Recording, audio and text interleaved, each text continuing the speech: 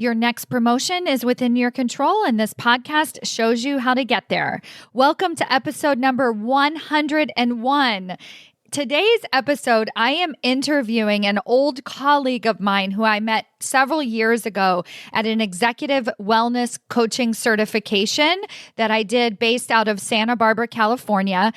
Her name is Pam Borton, and she is an absolutely extraordinary leadership executive coach, and she coaches on resilience and how to really step into your own corporate athlete. She's also the former head coach of the University of Minnesota women's basketball team, where she took them to the Final Four in 2004. Her stories of resilience and powering through and strength and perseverance are so inspiring. So I had to get her on the episode this week to share about her new book called The Crooked Rim: Master Your Mindset to Strengthen Your Resilience for Limitless Personal and Professional Excellence. It is an absolutely phenomenal interview that you are not going to want to miss. Let's get started.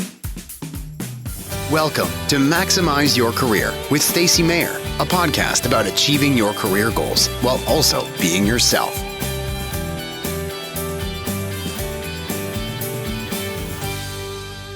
Hello, everyone. Welcome to another episode of Maximize Your Career. I'm your host, Stacy Mayer, and super excited, as always, to be here with you again this week. This week, I have a very special guest for you guys. Pam Borton is somebody that I met many years ago, back when I was doing a continuing education certification, getting my health and wellness coach certification. And Pam was in some of the breakout rooms and we got to connect virtually. And she is one of those women that just really stuck with me. And since then, I have been following her work online. She has written 2 fantastic books that we're going to talk about today. But in the world of executive coaching, she is on point. That is actually the name of her company as well. But when you think about it, it really describes Pam and the work that she does for female leaders and for corporations. And she is just really changing executive leadership. And I had to get her on the podcast to share some of the work that she's doing and to also talk to us about her fabulous books that are out so that we can start implementing these amazing tools yesterday. So let me give a more formal introduction of Pam, and then we'll just start diving right in. As a leading ICF Master Executive Coach, professional speaker, and author, Pam Borton is committed to taking C-suite executives, teams, and organizations to the next level. Her background stands apart with 25 years coaching Division I women's basketball, including 12 years as head coach at the University of Minnesota in the Big Ten. There, she led her teams to a Final Four, Elite Eight, 3 straight Sweet 16s, and numerous NCAA tournament appearances. Quite honestly, this is why I remember Pam so well, because she has some really great stories I'm hoping she'll share with us today. She is also the author of On Point, and her newest book that just came out is called The Crooked Rim: Master Your Mindset to Strengthen Your Resilience for Limitless Personal and Professional Excellence. Pam, thank you so much for being here with us today.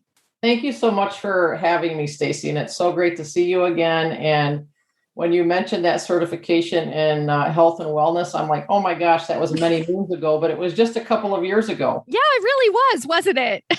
It was. Yeah. So tell me a little bit about that, because obviously it sounds like what you're alluding to is how much you've grown since then, right? So when we think about many moons ago, it's usually because I was a different person back then. And I, honestly, looking back, I certainly was a different person back then. So how have you grown as a leader just since that health and wellness certification? Well, I mean, I've grown just by being a continuous lifelong learner. And I think, no matter what we do and what industry we're in, we have to continue to learn, stay relevant, stay curious. And that's how I have grown as a leader. And, you dive into a lot of those topics that we dove into in health and wellness. And goodness sakes, we didn't know the pandemic was going to hit us just a few months later. And so all of those skills and coping skills and recovery and resilience and that mental health and well-being all came into play for myself, for others around me, and for everyone, all of my clients that I'm working with. So that's how I've grown as a leader, is just continuing to learn and implementing all of those things that we learned in class, into my life and also to others. Excellent. And so you mentioned being a lifelong learner. What are some of the other secrets to your success as a leader? Well, there's so many attributes and characteristics that make all of us successful. And I think if I had to pick, I don't know if I can pick one, but the first one that comes to my mind is just persistence and determined and focused. I've always been extremely focused. I always knew what I wanted. Even when I was in my 20s, I knew I wanted to be a coach at a program that could eventually go to a Final Four. I knew that when I was 22 years old. And so I was always focused. I was disciplined. I always had those aspirations in my mind, that I had. So, just that persistence, focus, and discipline is really, the secret to my success. So you're 22 years old, you're going to go to the Final Four, and then you actually take your team to the Final Four. Are you just like, oh yeah, I knew that was going to happen? Well, when I was 22, I knew what I wanted. I wasn't there yet. So it was about 14 or 15 years later, I was taking my team to the Final Four. I was 22 years old and I was green. I was young. I had no idea what I was doing. But, I, paid my dues, got an entry-level position at a, Division I school, and just worked my way up the ladder. And, I took some chances, I took some risks, and just embraced every opportunity that I got. And by the time I was 36 years old, I was heading to the Final Four. Yes, that is so exciting. So you have a really great story. You actually have a net behind you. And if you could see the visual of our recording today, she has part of a basketball net behind her. Can you tell us that story of cutting down the net? I remember this story, so it's a good one. It all started like the night before. It started the night before in my hotel suite with my team. And all of those things that we talk about today, those meditation and visualization, is all the things that we did as coaches with our teams. And we met in my hotel room suite, my whole team, my support staff, and we did a visualization exercise with a pair of scissors that was still in its plastic packet. And we all gathered in my room and we had a pep talk, a chat, a visualization, and we asked all of the players and my support staff, tomorrow night we're going to be playing the number one team in the country, the Duke Blue Devils. And when that game ends and that buzzer goes off, we're going to be cutting down the nets. And these are the scissors that you're going to use. And this was the day before. And what we would like you to do right now is we want you to take as much time as you need, find some room, have a seat. We want you to meditate, visualize, and take a pen and write on the back of that package who you're going to play for tomorrow night when you get on that court. And it was emotional. I mean, we had tears rolling down people's faces. We had smiles. We had giggles. We had all kinds of emotions that were going on in that room, because when you think about where they were on the biggest stage of a player, as a coach and a player, you always dream of going to a Final Four. That's the pinnacle of anyone's career or a coach's career. And they wrote on the back who they were going to play for, their family, their friends, their grandma that just passed away a couple of weeks ago, their mom, their dad, their siblings, their boyfriends, whatever it was. And exactly 24 hours later, they were cutting down the nets. And, when you dream and you hope and you visualize and you believe, you can accomplish anything you put your mind to. Wow. That is so, so beautiful. I just had this image as you were speaking. My goal, my mission, the reason that I have the company that I have is to change the face of the leadership table, to bring more diversity into the boardroom, to give women the tools to get themselves promoted.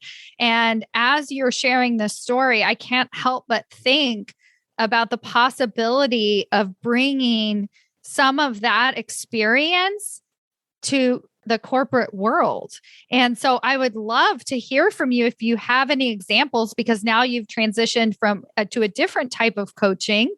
If you've had any examples of bringing this type of work, right? This visualization, this wanting, why are we doing this? Why do we want a promotion, right? Why do we work? Like all of that, I bet you have some really great examples of bringing this work into corporations. Oh, we could talk about that for hours. Good. We've got it. We share the same passion. We really do. I mean, I spent almost 30 years coaching young women, coaching them when they came in as knuckleheads. And I say that with all my heart. Yes. And watch them graduate 4 or 5 years later as strong, powerful, battle-tested women. And that was more rewarding to me than any win, any big win, any Final Four, is watching them go from a knucklehead to they could go and do anything that they wanted to do because they were so tough and confident and so talented. Yeah.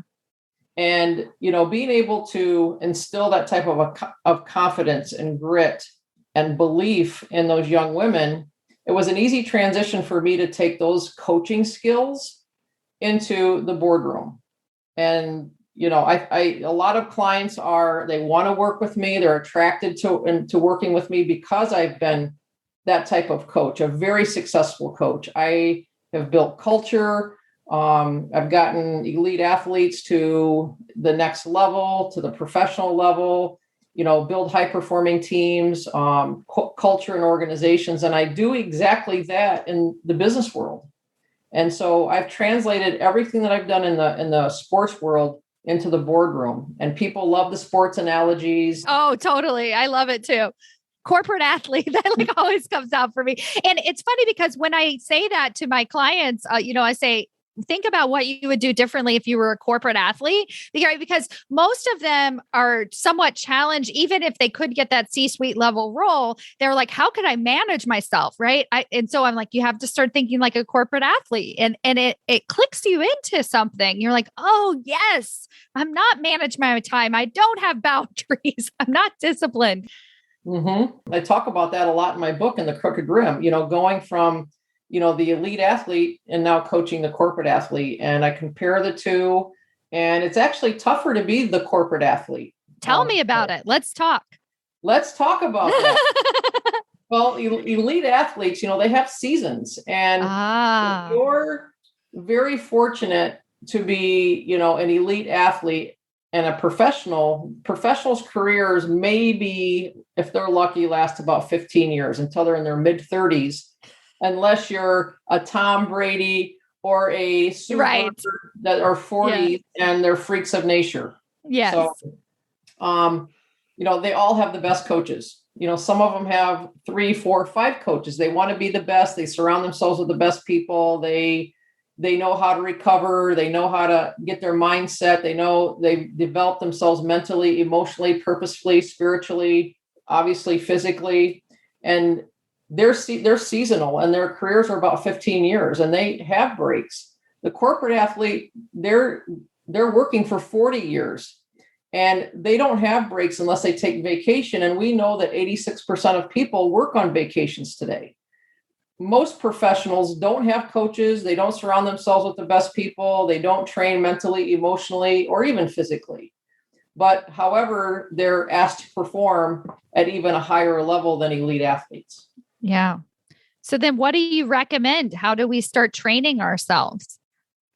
Well, is get a mentor, get a coach, invest in yourself, continue to learn, understand what it's going to take to be the best. And it's not just, physical training, running, sleeping, eating well. It is mental training. It's the qualities that you mentioned. It's how do I focus? How do I manage my time? How do I stay disciplined? How do I build those strategic thinking skills? That is mental fitness. And then developing that emotional side, emotional intelligence, that's pretty self-explanatory. And then, as you mentioned a little bit earlier, is that purposeful development, understanding my why. Yeah. Why am I doing what I'm doing? What purpose do I have? What purpose does do I have to the bigger picture of this team? And all of those 4 competencies I talk about a lot in my book. And that's what I coach in my executives. Yeah. Yeah, that makes a lot of sense. So another reason why I'm really drawn to you, in addition to just all of your awesomeness, is because my first coach was actually my mother. So when I was in grade school, I played all the sports. Basketball, softball, volleyball. I was terrible at all the sports, and I really just wanted to dance and cheerlead. That's all I cared about. But my mom was the coach. Right. And so I played all the sports because that's what I was supposed to do.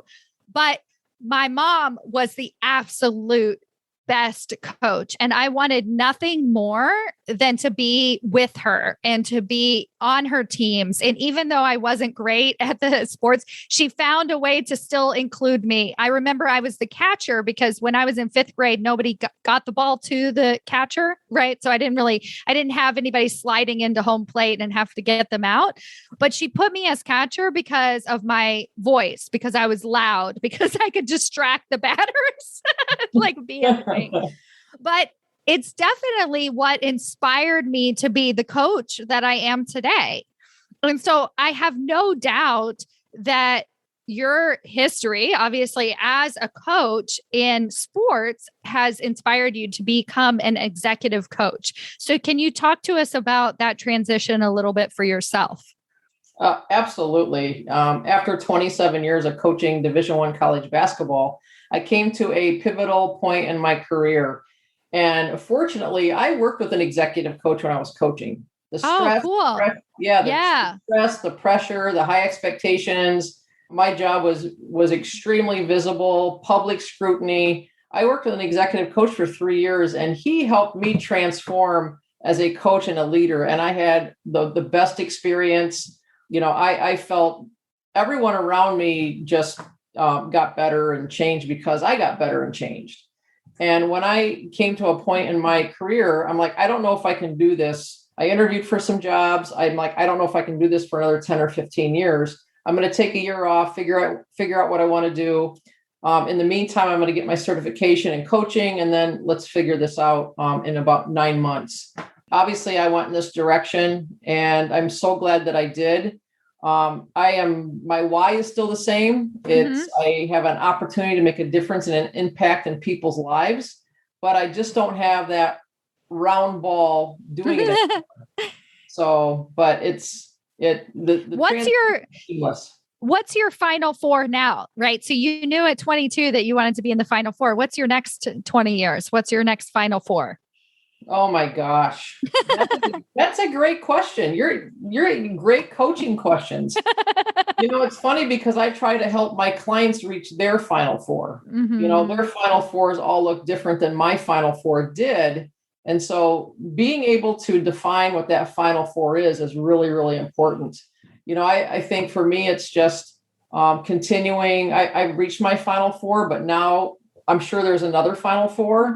But I think just continuing to, make a difference and impact in my clients. But there's so many more tentacles that happen below those clients. They're able to impact the entire organization. It's huge. So tell me about your process on coaching executives to find their own Final Four. I'd love to hear more about that. Well, I have a whole coaching approach, with onboarding and assessments and 360s and all of that. But really it's, I had a really interesting conversation with a client today, and extremely, extremely high performer in a global tech company, top sales individual, and very young in his career. He's been at this company for 10 years. And it's like, you got to look, what are you going to stay in that position for the next 30 years? I mean, you're killing it. You're knocking it out of the park. And so we've got to start thinking about what you want to do next. And what does your Final Four look like? Not just now, but we've got to think, kind of with the end in mind.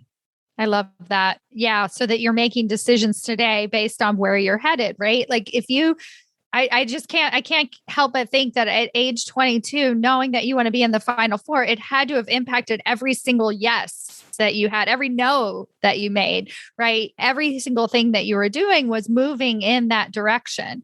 And so that really makes a lot of sense to me. You're absolutely right. Any surprises transitioning into executive coaching? Oh, there's surprises every day. You know that. It's like pop. One thing as a leader, I would always tell my staff and the people that surrounded me was one of the things that was a no was I wanted no surprises. Ooh, yeah, No you were going to make sure I'm in control. No surprises. Well, it's not so much control, but like you don't want to have to put out a fire or there's going back or you can't fix an issue because you're just laying it on the table right now. Right. Yes, of course. Yeah, keep me informed, no surprise. Mm-hmm. Yeah. So surprises, transitioning, I think it's just learning how to be a business owner. Mm-hmm. The coaching stuff was easy, working with clients, working with teams, having a process, having a structure for coaching. But like, oh my goodness, I had people around me my entire life doing everything for me, fixing my computer to graphics, designs, to marketing, to, booking my flights. I had people around me that did everything for me. Well, now we're doing everything ourselves. Right. Yeah, it's a little bit different. So tell us about your latest book, The Crooked Rim. Tell us what the book is about, what inspired you to write it, a little bit more about that. Well, what inspired me to write it was, again, everyone around me, Pam, when are you going to write your second book? When are you going to write your second book? And I'm saying to myself, I'm never writing a second book. I would never tell them that. I'm like, oh, I'm too busy. I don't have time. My business is blowing up in a good way. And then COVID hit. And I was traveling every week before COVID. I was on the road and then I was not on the road and everything became virtual and, talking with my clients and doing trainings. And also I'm a professional speaker. So I was keynote speaking behind a screen, looking at myself speaking. It came to a screeching halt. And I gave myself a deadline. And I'm like, okay, I have no excuses to not write a second book because I'm home. Right. And so I'm like, July 15th, I put it on the calendar because I always found something else to do or another excuse. And July 15th, I'm going to start an outline. I'm going to start writing my book.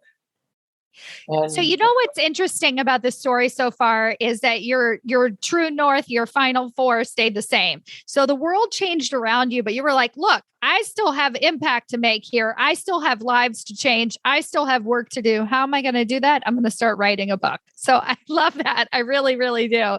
That's fantastic. So you talk a little bit about growing up on a farm. So and you had the beautiful cover of the book is a picture of a barn.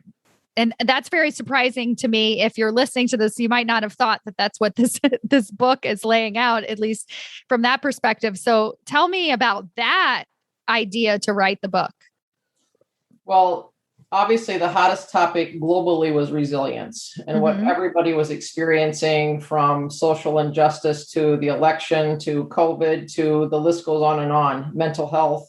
There are so many different kids are homeschooling. There were so many different things that people were experiencing for the first time. And people really had to really kind of master their mindsets and really strengthen their resilience to get through this time. I had to do that myself as well. And I talk about it in the book.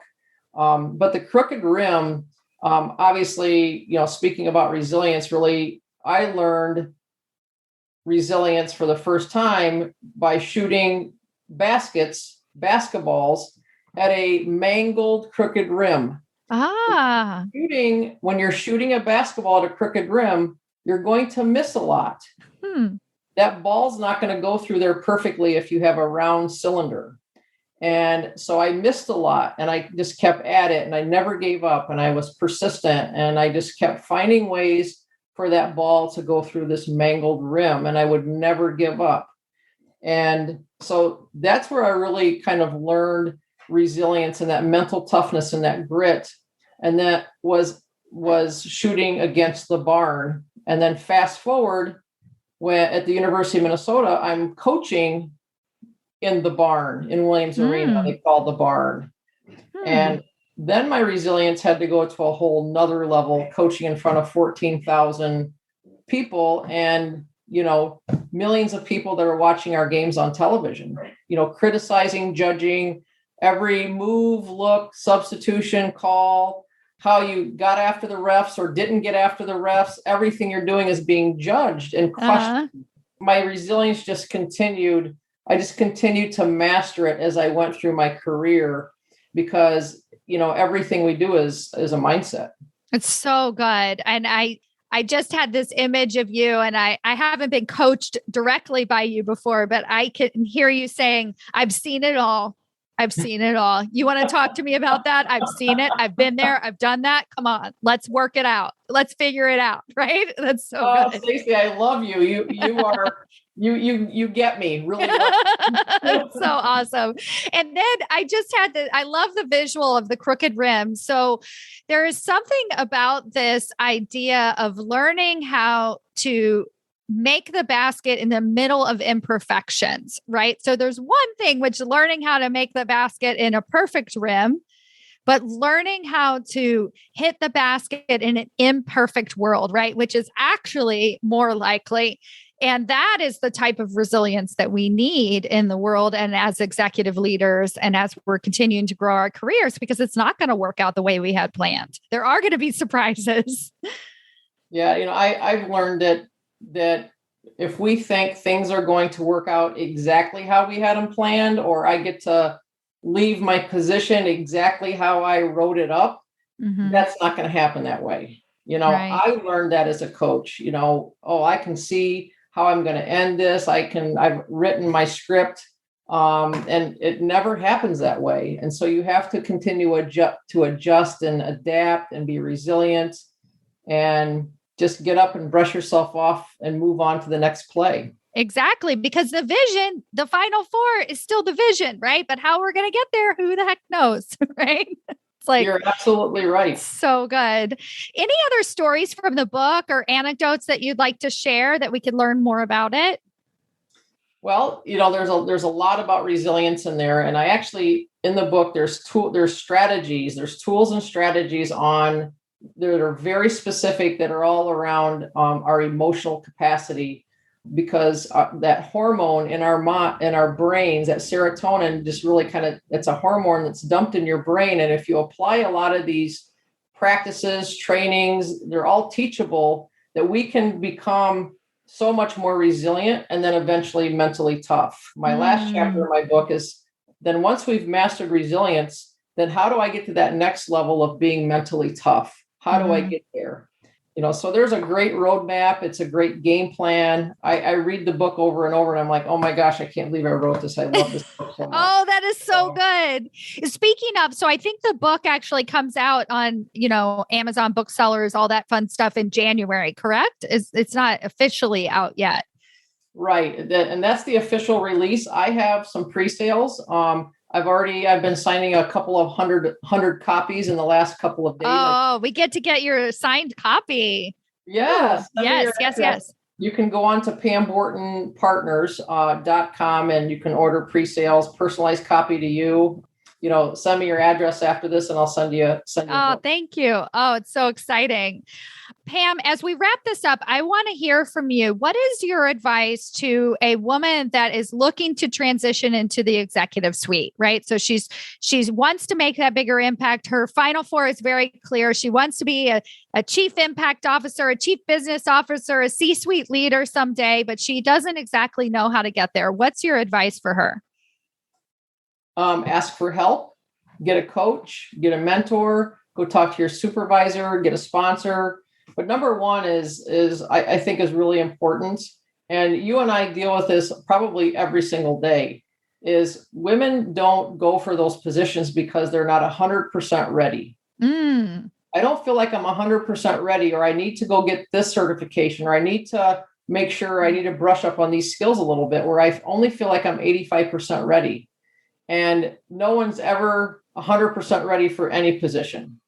And, embrace it, learn on the job, but just have the confidence, put your name in the hat and, get a coach, get a sponsor, get a mentor, go for it. Yeah, this is actually something came to mind when you were talking about mental toughness or resiliency. And I think that to my fault and to some of my clients' fault, it will go to, well, I'm not mentally tough yet, right? I'm not a corporate athlete yet. I haven't got my talk about exercise. I'm really not doing that, right? I'm not even drinking enough water. So I'm definitely not going to apply for this job. Right. So like, I'm definitely not going to put my name in that. So how do we actually get over that hurdle that you're talking about, which is just put your name in? So knowing that we still have growth, right? We're not perfect. And it's not 100%. We're not 100% ready, but we're going to put our name in. Then what? When you say put your name in the hat? Yeah. Then what? Oh my gosh. Because I don't want to fall apart. I don't want to break down. Then what? Well, I would say, lace up, strap in, buckle up. And I would say you're a corporate athlete, whether you like it or not. Yes. So you can be a successful one. You can sit on the end of the bench. You can be the sixth player, or you can be a starter, or you can be my top scorer. And so what do you want to become? And, it really is that confidence. It's that confidence. And I would say identify those things that are holding you back, and what is it and why are they holding you back? And once I identify what those triggers are or what those feelings are, then we can tackle those and get people ready. Oh my God, Pam, I need you in my back pocket. We all do. Lace up, buckle up, and be my top scorer, right? Like, just do it. Come on. Do you want to sit on the bench or do you want to play here? Let's go. I love it. I want to play. I'm like, well, let's go. Then let's play, right? Yes, because we do want to, right? And then you're providing the invitation to play. Right? To go for it, to do the work. And it's so needed. Thank you so much, Pam. I really appreciate it. So what are some other ways that we can find you or learn more about you? I'll connect to all of this on the show notes. Well, my book you can find on PamBortonPartners.com. I'm all over social media. So Pam Borton, Borton. You can find me on LinkedIn. You can message me on LinkedIn. I'm on Instagram, Facebook, Twitter. Way too many social media platforms for sure. But I mean, Google me, you can find me anywhere. Yeah, awesome. I love it. And any final words of wisdom or advice that you'd like to offer my audience? Yes. When we talk about transition, life is a transition. Whether it's personal or professional, we're always in transition, and we should be in transition. If we're not in transition, we're probably not going anywhere. We're probably stagnant, complacent, not getting to where we are, not being fulfilled. And life is a transition, whether you're transitioning from high school to college or college to the real world, or you're transitioning out of a marriage, or you're transitioning from, a new job. Life is full of transitions, and it's how we embrace those. And how we learn through those and how we grow through all of those. Life's a journey, and that's part of the process. Awesome. I love it. That's such a great reminder. Thank you again, Pam, for being here with us today. We so appreciate it. Thank you, Stacy. Great to be here.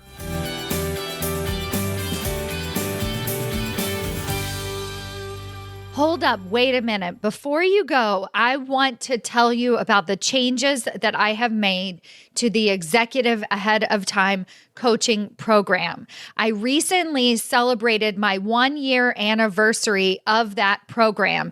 And as a celebration, I decided to open it up for lifetime enrollment for all members. So what does that mean for you? It means that as soon as you join us inside of Executive Ahead of Time, you get immediate access to the 24 core training modules.